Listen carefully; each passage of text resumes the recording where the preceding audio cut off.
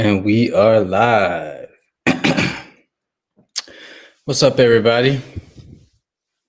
Welcome back to another Knowledge Talk with your boy, Reverend Goodbody. How everybody doing today? Peace and light to all of people in Oregon and California and surrounding areas who are, dealing with these crazy fires. Man, it is looking rough outside. So everybody stay safe out there. Make sure you keep your lungs clean. It's a really good time to practice on your breathing because, as we know, flu season is coming up again, as well as they say another swing of that corona. So you want to make sure that your immune system is up to date as possible. And if you're out here, you're inhaling a lot of bad air. So I recommend going to tribeassassin.com and getting you some herbs like my House of Power that has sage and mullein in it, which are really good herbs to detox the lungs and the gut and also help you sleep better, which is going to help you build your immune system. So you need to get some tea in your life. Get that in your life. Shout out to my tea Jackie. It's her birthday today. Happy birthday. Shout out to all the Virgos out there. Happy birthday to you all. I'm a Leo myself, as you all know, but that's not here nor there.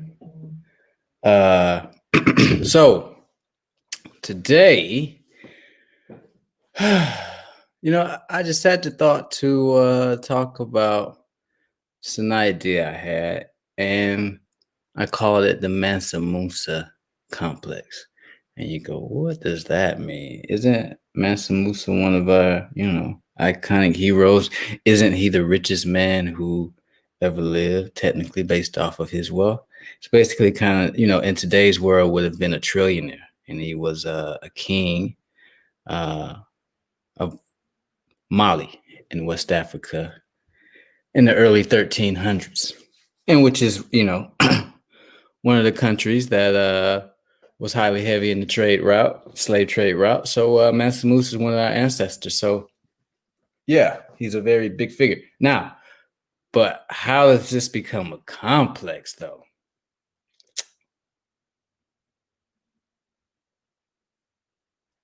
What's the idea? What's the real meaning of a king? What's the real meaning of a queen? Is it how much you owned or how much land you own? Or is it how much you own of yourself? How aware you are of yourself? I think somewhere along the line, just like any other secret that gets passed down the table, in the cafeteria, at a certain point, it's not going to be the same, and so the idea of the crown or the idea of the head or the king or the ruler, I think some of our early ancestors in Sudan and Egypt, they were writing about metaphors of your own consciousness and your psyche. And so, with all the players on the chessboard, basically you have to see yourself as all these different pieces. But I think at some point in time, all these different pieces became outside individuals, and we divided ourselves consciously, and it reflected out in humanity. And we started to give life to these objects or these ideas that were meant to just raise a level of consciousness within us. So instead of raising the level of consciousness in us, we took those objects and we raised the amount of material wealth that we could obtain or say that we own or say that we have, And so, man, are you both? Could you be both at the same time? I think you can be rich and wealthy and know who you are. But having a lot of money, having a lot of gold doesn't mean that you are a good ruler, you know? The idea of owning anything, even in nature, even a country, even your child, none of it is, do we own any of it? I thought the idea was that we're all part of one thing. And if we're all part of one, then that means I am you and you are me, which means I don't own you as much as, you own me. I can only own myself. And ownership isn't like some step down or look over. It's just being in union or in harmony with. And so the idea that I'm a king, shout out to Nas, because he just came out with King's disease. And the idea of that is just what he's talking about. With you have this royalty inside of you, it's inherent, because you're born with it, but it can become a disease at the same time if it becomes manifested externally versus manifested internally. You know, um, you'll see in some of the which some of this folklore, I think, from the medieval times, where they talk about the fool, and the fool sometimes it usually ends up being the one who wins in the end, because he didn't take life too serious, or he was at a place in his consciousness where he could see things from a different perspective and laugh about it. But if you notice, a lot of times when you're able to be in that realm, it unlocks you to gain more wisdom. That's why shout out to Dave Chappelle, man, just dropping knowledge, because he decided to take the horrors of life and look at it from a different perspective, and it actually, it raised his consciousness. And so, man, going back to this Mansa Musa complex. Hold on, who's up in here? What's up, Natalie? I didn't see that. uh, yeah. So, and that doesn't mean just because we should be able to compartmentalize our history, so that we can learn from it and evolve from it versus, celebrating one aspect and disregarding others. So all of our past comes with a side of greatness and a side of weakness. And that weakness is what you do that internal work to do to address it, to release whatever stagnant thing was there and learn from it and grab that jewel, which is that lesson, and move forward from it, because you have to ask, like, okay, in 1300s, we got that much. We had $1 trillion wealth just off of one empire in Africa, and barely 200 years later, we're in slavery. That don't make any sense. You know what I mean? What happened? What happened? And it's okay to acknowledge the great part of it, but also acknowledge, like, okay, where did we go wrong? Dr. Amos Wilson does a lot of that. So if anyone hasn't heard of the ancestor, Dr. Amos Wilson, very great scholar on African culture, African history, human psychology. He was an advocate for the Black community, who went down a little early, but shout out to him. And so, yeah. So with this complex, man, do we still today look to have this identity to where we identify our greatness off of how much we have? Are we still doing that in some kind of way? Are we doing that in partnerships? I love you based off of what I have in you or what you provide for me, or what I can do versus loving just to love, because attention is a currency, which means love is a currency. And so in this capitalistic society, looking at at these things the same way, how are you using your currency? Um, and where is our attention going? Is it going still? Are we trying to become a higher version of the same thing before? You know, um, are we trying to? What are we trying to do? Um, because if we answer that question correctly, it'll lead us to where we are right now, and what it looks like. If we do have a complex, then that means we're headed into another cycle.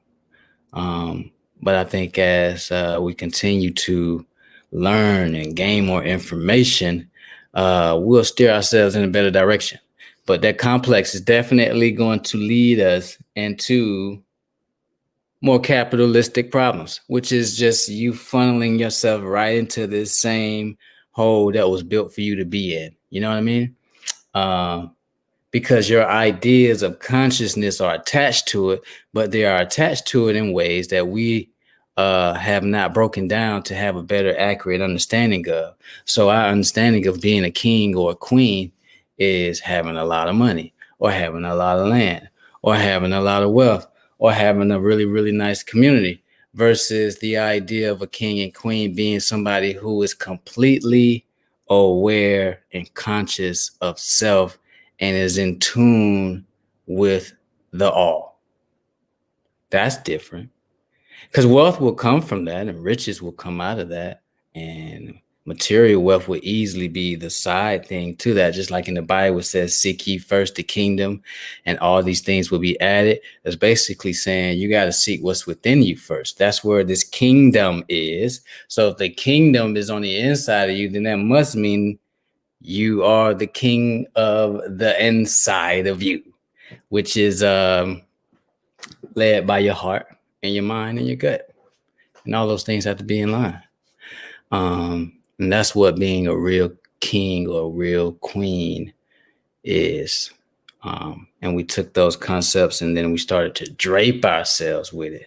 So instead of evolving our consciousness and turning our blood into liquid gold, we took the outside gold and put it on top of us, but we're supposed to be the gold, you know what I mean? But we lost sight of that at some point, but we're gaining it back. And I think that's great. We got to do some more research on our history, man, on where we were prior to the 1400s, who we were, because we weren't just one people. We were already compartmentalized then. We're around the world. We're in Africa, we're in Asia, we're in Americas, we're in Europe. So you can't just look at it from one scope. You got to look at it from, all places to understand yourself, because this is, at the end of the day, it's all your story. You're every piece on the chessboard. You're the fool just as you are the king. You're the villain just as much as you are the hero. And that right there will be the thing that gets you to the promised land. Opening up that third eye, that pineal gland. So we have a lot of heroes falling, and a lot of our grief is attached to that. That's right, Nat. We are every man. Wow, it's good. If you haven't seen that play, you should go either read it or find some way to watch it. It's a great, great, great representation of what we're talking about right now. But it's cool. It's funny though that these heroes that are fallen have given their story, or their light represents what we should be doing to evolve our consciousness. Like for me, a young brother, three very influential brothers over the past year have, had an untimely fall. Nipsey Hussle, Kobe, and Chadwick. And all three of these brothers, right before their passing, were a symbol of, you know, the African American man raising his mindset to a higher level. And so, and in their passing, I think that story just amplified, and I channeled into that energy, um, and looked at it from that perspective. But a lot of people looked at it from a different perspective and are still traumatized and are still mourning and still grieving. I'm still hurt, about some of it, but that idea that so much of our dependency is in a leader or a king or a queen, and we need somebody to show us the way. And, the whole time, what did Rafiki tell Simba? You got to look in that water. That's where the leader is. The Mufasa not in the sky for really, really inside of you. And you got to awaken that thing, So yeah, we got to awaken that inner king, that inner queen, that light. And Kobe represented that, man, that black mama, that mindset, that focus, that intense fearlessness, man, inspiring. Even in the Bible, I think the first king of Israel was Saul. Anybody can correct me if I'm wrong, but before he was anointed, God was having a conversation with the people, and the people were saying, "Hey, we need to be led by somebody. What's up, Mama Juju?" And God was saying, "No, you don't. You really don't need anybody. You got everything you need. I'm taking care of you. You're good. You don't need a leader." And the people said, "No, no, no. We want a leader." God said, "Well, you know what? All right, I'm gonna give you what you want." And so he found one. And during the time when it was time to announce him, the people gathered around to see the king, and they're looking around, they don't see anybody, and then they say, "Oh, where's this new king?" And then they look, and homeboy hiding in the trash can. And God was like, "See, that's your king right there." The idea of somebody leading somebody else, what it looks like on the inside, is a scared little kid who needs to be taught himself. That's why preachers shout at you all the time, because they're shouting at themselves like an angry parent at a little child, because the little child is like trying to get it right, but he can't get it right, but he knows it's right. But he mad that everybody else ain't doing right, because he really mad that he ain't got it right.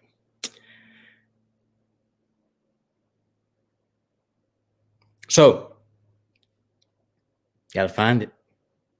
Find it. Juju, I like how you put them 7 hearts like that, 7 chakras. We're gonna talk about that too, because that red chakra, that root chakra, is on fire right now. I think that energy is raising up. Shout out to the Miami Heat. They're going to the East Finals. The heat is raising up around here. It was 120 something degrees the other day. The hottest day in September in history. That's crazy. But what does that root chakra represent? That's that foundation, So the roots are being plucked. So the weeds, 2020 is plucking up weeds. It's raising up energy. The earth is getting hotter. So we're on the right track, This old world is going to crash, just like that Bible say, which is your old way of thinking, our old way of thinking. But it's going to have to it's going to go through a little destruction, a positive one. Because pride comes before fall. And these crowns that we want to place on our heads, they look pretty to someone who is desperate to be seen.